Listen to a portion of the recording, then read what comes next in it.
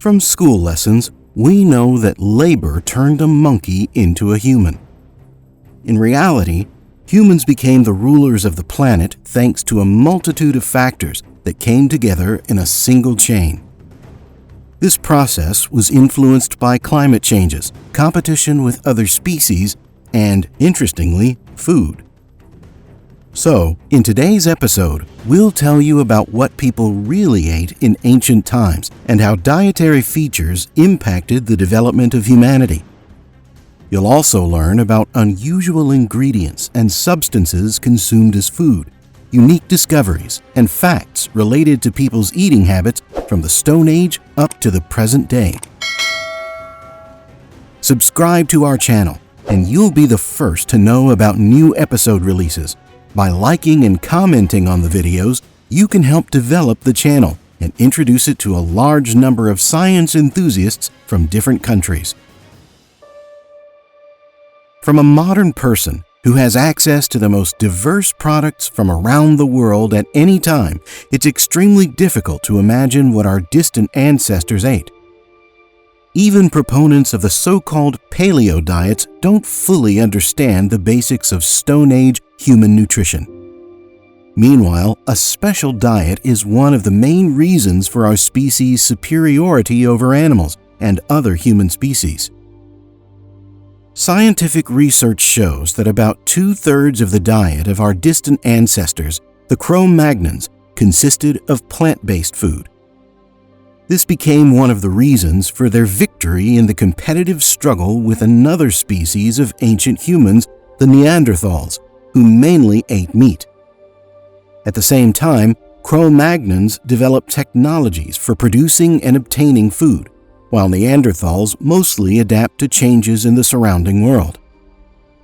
Greater variety in nutrition allowed our ancestors to survive in harsh conditions and depend less on successful hunts. But how did we arrive at such diversity in food? In the distant Mesozoic and the very beginning of the Cenozoic, the first conditional primates mainly ate insects and then switched to a purely vegetarian diet. Only after our ancestors descended from the trees and began to explore the African savannas did they become omnivores. At a certain stage of evolution, humans transitioned to eating grassy plants, like grains. Consuming such food is generally uncharacteristic for primates, but now it allows us to eat bread and cereals. Such fluctuations in diet led to the appearance in our bodies of enzymes that aid in digesting a wide variety of substances, even up to chitin. To determine what our ancestors ate, scientists use a variety of methods. First and foremost, archaeology helps in this matter. From found household items and tools, one can understand what products they were used for obtaining and preparing. As an example, we can mention hunting or fishing gear, devices for grinding grain, and other finds.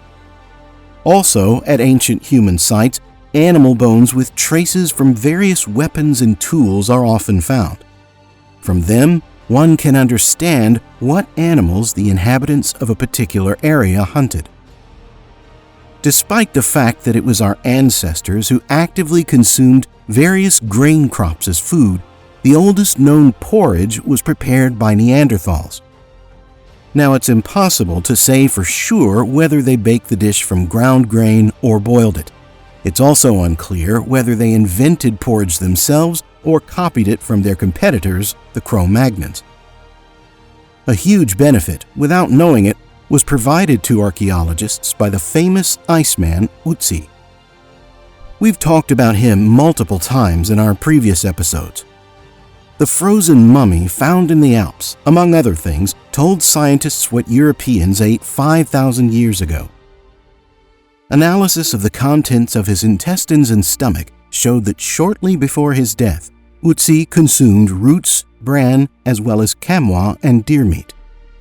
There's a version that he didn't eat fried or baked meat, but ate smoked meats prepared in advance for the road.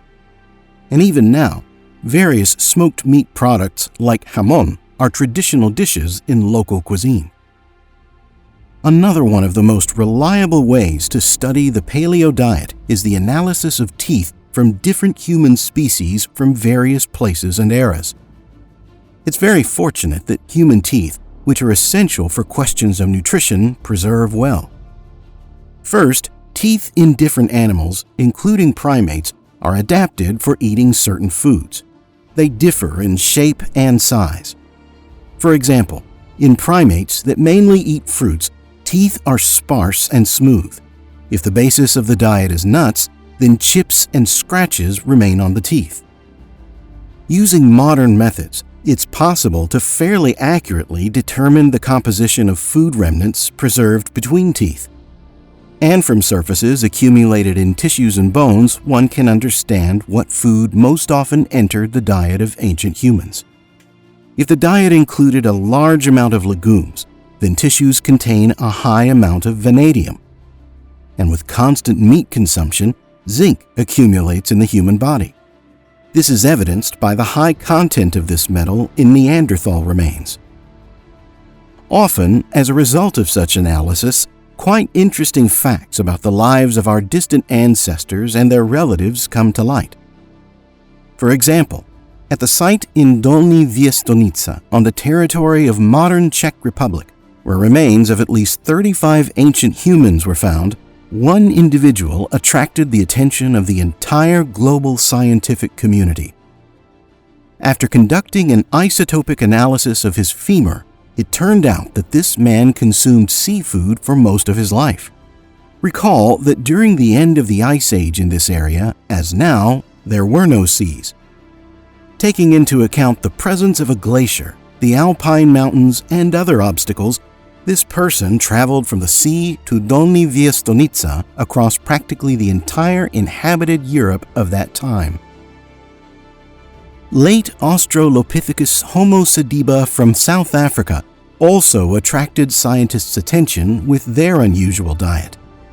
These almost real humans actively consumed tree bark. No primate in the entire history of the planet has dared such culinary experiments anymore. Our teeth are not adapted for such food. Therefore, the taste preferences of these little-studied Australopithecans remain an unsolved mystery for now. Human cuisine history didn't go without cases of cannibalism either. And we're not talking now about ritual eating of people among wild tribes in Africa, Australia, and New Zealand. Other human species also ate each other. One of the most famous facts of cannibalism among Neanderthals is the find made in the Spanish cave El Cedrón.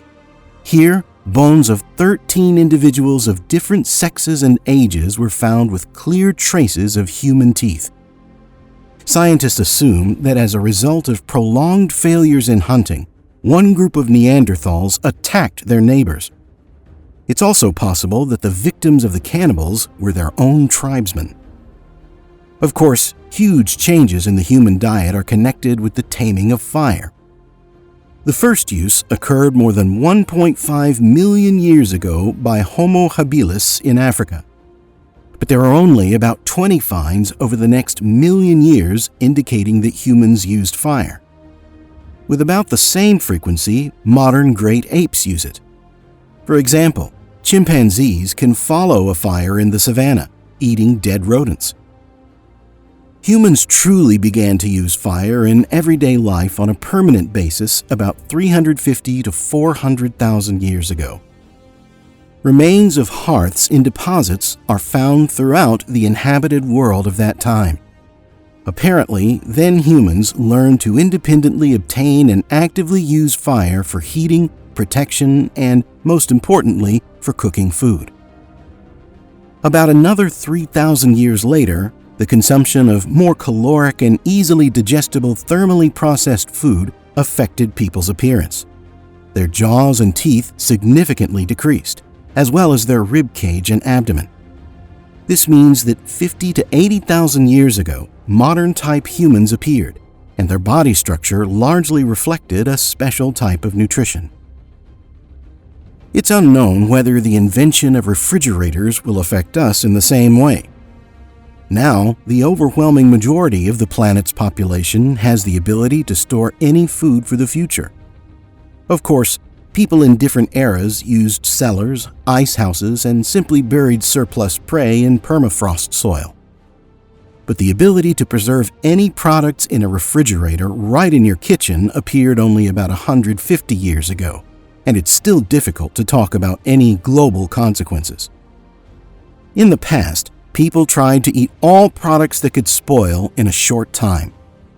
Now, this instinct is still very strong in us, which is expressed in obesity among residents of all countries. Also, the accessibility and diversity of food, combined with a serious reduction in physical activity in many regions, has led to an increase in the average height of the population. Now, the majority of the planet's population doesn't have to work in the fields or engage in other heavy labor from generation to generation. This phenomenon is well demonstrated by the residents of North and South Korea. Since the division, only a few decades have passed, and the average height of South Koreans is already 16 centimeters taller than their northern neighbors. So let's try to sum it up a bit.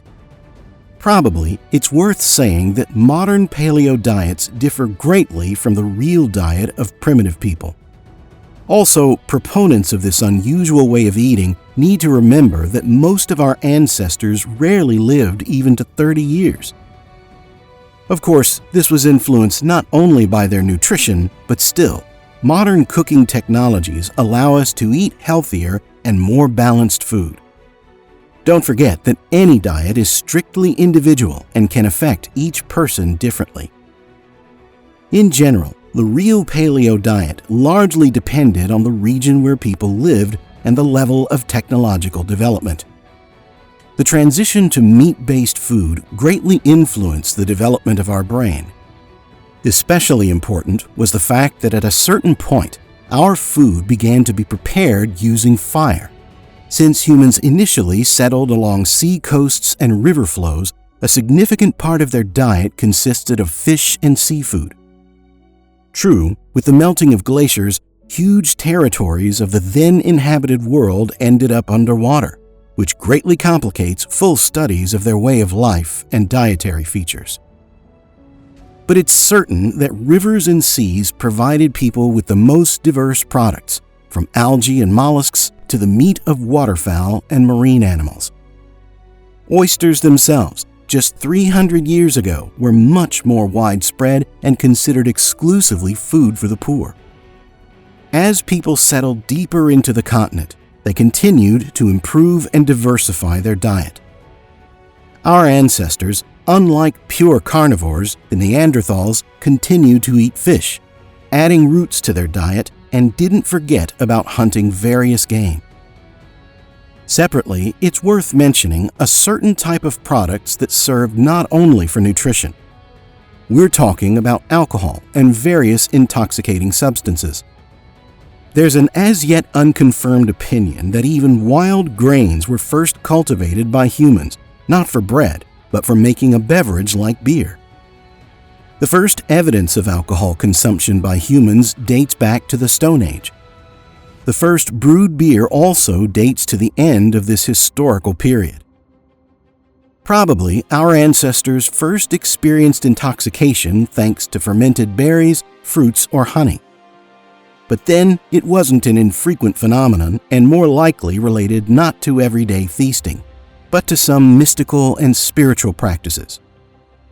Then, alcoholic beverages entered the culture of the most diverse peoples and spread around the world with them. Beer itself was first brewed in the Middle East, then spread to Egypt, and with the great migration of peoples, ancient Celts and Germans brought it to Central and Northern Europe. In general, humans quite quickly spread new types of food to different regions.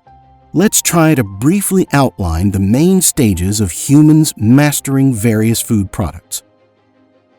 The first hearths appeared about 250,000 years ago. We can consider that cuisine originated at this time.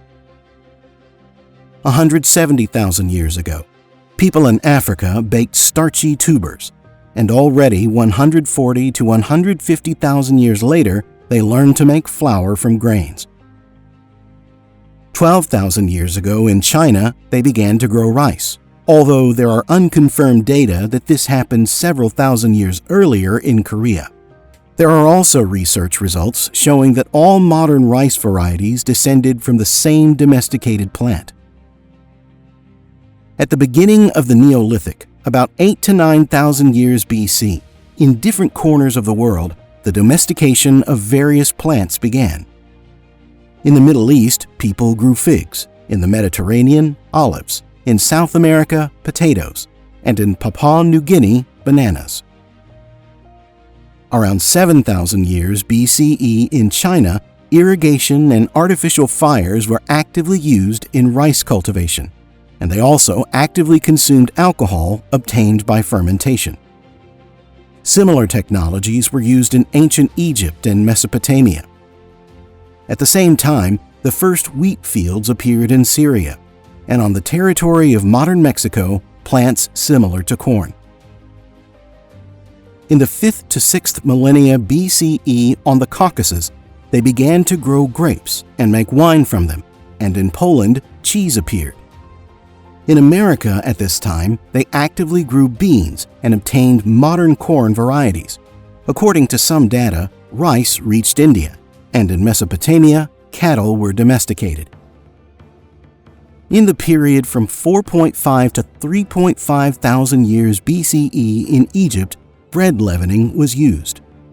Also at this time, people domesticated olives and began to obtain oil from them.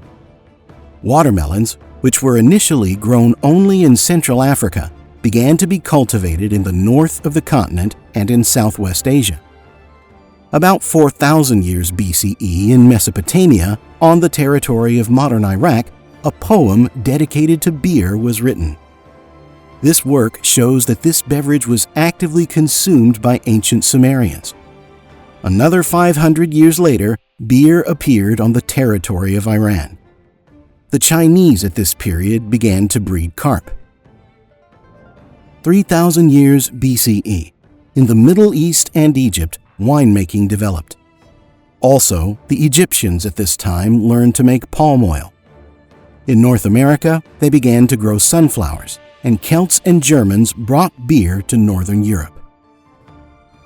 1.5 to 2,000 years BCE, rice began to be grown in Africa, and a little later in the Middle East.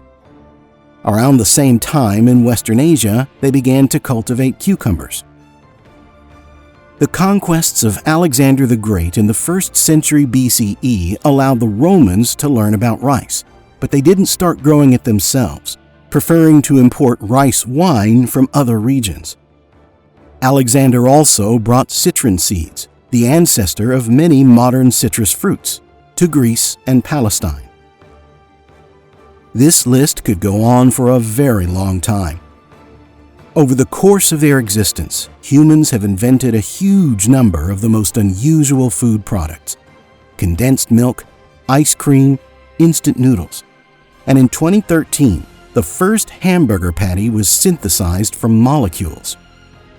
The entire history of cuisine teaches us that humans became rulers of the planet thanks to their omnivorousness. And if we continue in the same vein, the chances of humanity's survival in the future will significantly increase. In conclusion of this video, as always, we thank the viewers who watch all our episodes to the very end. If you want to learn more about the lives of our distant ancestors and the features of human society at different stages of its development, we recommend checking out other episodes on the Epic of Dinosaurs channel. They also talk about the origin of life and the features of the evolution of extinct and modern animals, scientists' forecasts for the planet's future, and the complex relationships between humanity and living nature.